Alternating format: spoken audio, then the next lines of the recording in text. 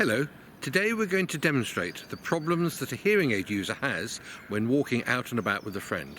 The hearing aid will work fine when you're face to face at arm's length distance.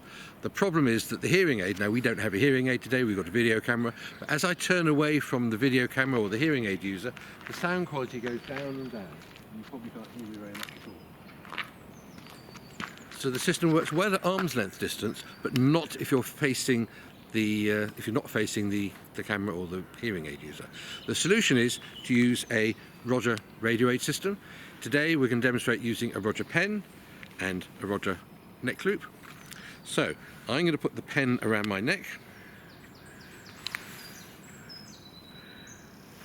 and you would then use the Roger Neckloop with your hearing aid, so I'm just going to connect that into the camera. So hopefully you can hear me through the system. So now it doesn't matter which way I face, where I go, how far away I am. I can run down the road.